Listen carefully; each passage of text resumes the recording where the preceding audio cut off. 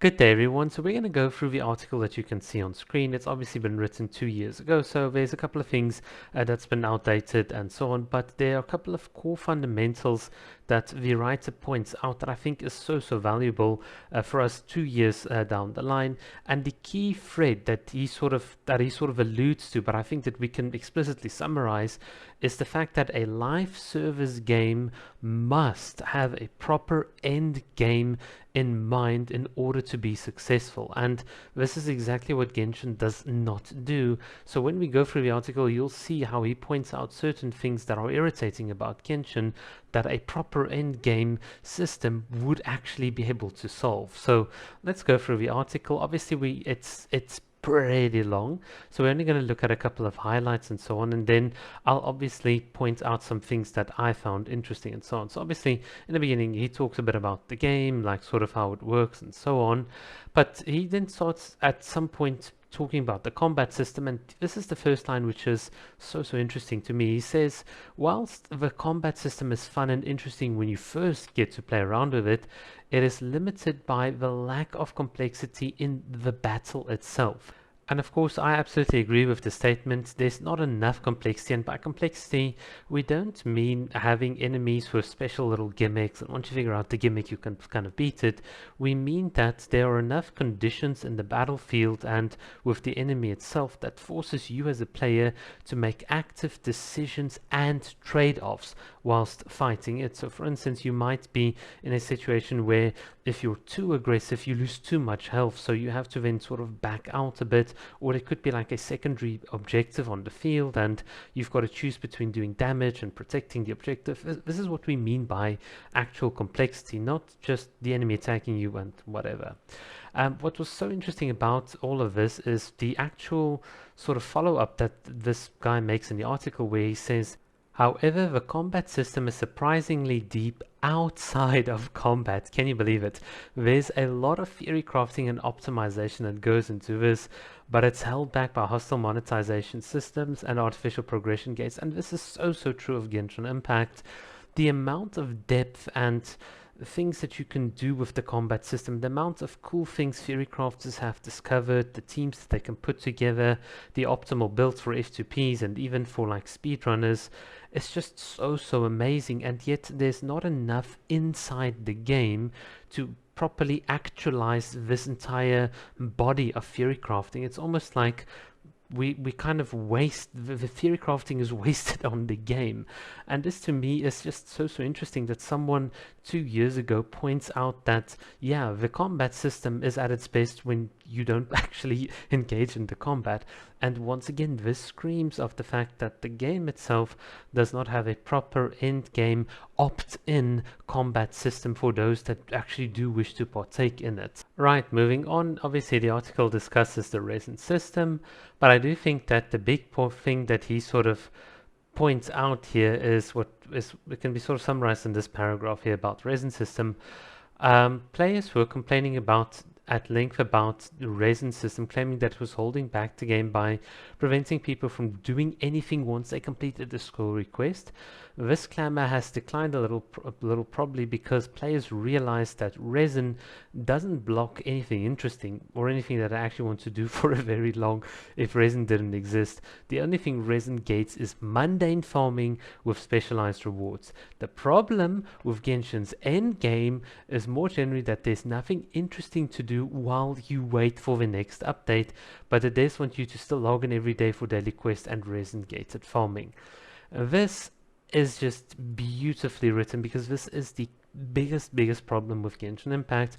Currently, for a lot of us, it's not that the resin holds us back, it's not that resin is a problem, it's just that what do we do? It's like if you don't spend the resin, it almost feels like you're compelled in a certain sense to go and do the artifact grinding, or I don't know, when there's a new character, pre-farm for them, because there's nothing else to do. This is once again what we've highlighted in the beginning of this video. Without a proper in-game system, the entire economy and the reason to play becomes very muted. And I'm glad that someone pointed this out on the 27th of October 2020, almost a month after the game sort of came out and so on. It really is, the writing was on the wall. Right, so character leveling, basically the summary here is that we should get rid of character levels. I absolutely agree. In team-based games with large rosters, character levels do nothing when implemented correctly, and they destroy the balance when done, like in Genshin Impact. Absolutely agree. It's just another way of unnecessarily making you do things in the game whilst you wait for the next bit of content. 100%. Talents to me is probably the most acceptable part of grinding in Genshin Impact because there's a goal that you have. You grind, there's a goal, you achieve the goal, it makes you better in combat. It's pretty cool. It's like he says, there's not much else to say on talents, and I think the reason there's not much else to say is because it's actually one of, in my opinion, one of the better systems in the game. Artifacts, oh goodness, there's a lot of RNG, and I'm glad that this article points it out because, oh goodness, it's just it's a brilliant system for Hoyo to keep us playing, but it's so frustrating and unrewarding. Sort of, yeah, it's just a grind fest with no end in sight. I wish they'd do it like in Honkai Impact, where you do the Universal Mirage and basically you farm, you've got then a goal, and then you get your stigmata, which is a piece of equipment you put on your character, and it's guaranteed. Of course, there's some funky things with the subset and so on, but that's a separate story. It's not as bad as this in Genshin. Oh, look, I'll probably, I can say a lot about the artifact system, so let's just move on. Right, so adventure rank, of course, we all kind of hated. I think there was a sort of couple of key points that he makes here. Mihoyo is insistent on you not playing the cool game content too quickly. A lot of us experienced this because basically AR did restrict our ability to do quests, and it was all about effectively just giving you a grind wall. So you had to grind the game, but it was kind of pointless. I think it's like he says here, AR is not problematic as a concept, but the execution is very questionable, and I do agree. And the fact that Hoyo has not increased the AR cap to 70 or 80 or whatever with better rewards, not the piss poor rewards that they give us, is very, very telling of the fact that, yeah, they did not do this really, really well. So I'm not going to go into more of that. Yeah, so the gacha system. I think no guesses for what I think about it. I think it's the worst designed system in the entire game. It's the biggest reason why Genshin is it's to me it's the biggest failure of Genshin Impact. It's unrewarding, it takes away your hard work by giving you something that you don't want, and even if you do put up money and pay for it, you are not guaranteed to get anything worthwhile. For me, it's I don't know.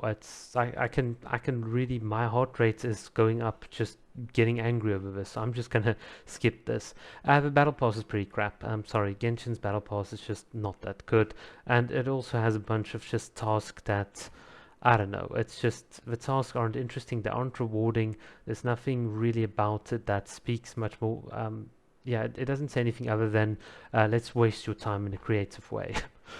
Constellations and refinement, yeah. So without a proper endgame system, without an opt-in system for whale players that can segment whale players, F2P players with leaderboards and so on, Constellations have kind of lost their shine and their spark in the game. They do add a lot again in terms of the complexity and the building and theory crafting, but ultimately for 5-star characters, it's very vacuous. It's just whatever. Let's just quickly go on here. Yeah, the final, we're actually pretty much at the end of the article here, and where he says there's a couple of things to review. The game is extremely expensive. It's not expensive in terms of dollar value, it's expensive in terms of what you get out for it. What is the value commensurate with the spending? And the answer is no. And they're actively suppressing the value by not giving us proper end game systems and content, and they don't give us enough casual content in terms of character skins and additional unlockables to justify spending so much. So in my opinion, yeah, the game is expensive from a dollar value and from an actual value perspective. So it is really, really sad. There's a couple of things he mentions here. There's nothing really that I sort of want to point out, except this little last part that did catch my eye when I read it initially. Genshin Impact is a bloated game, or at least an imbalanced game, and I absolutely agree. There's too much customizable characters and repetitive content, and too little meaningful playable content. I think with that, we can pretty much sort of in this article review, but it does tell you that if you had a proper endgame system that is built up around the core fundamentals of combat, then a lot of these systems and unnecessary bloatware that Genshin throws at us can be done away with, and we can actually get a much better and cohesive experience whilst we wait for the big thing like the story quest to to come on between patches. So I agree, Genshin Impact is the most dangerous game ever created because it gives you the least value, and yet everyone, including myself, are addicted to it. This is why it is so good but so bad.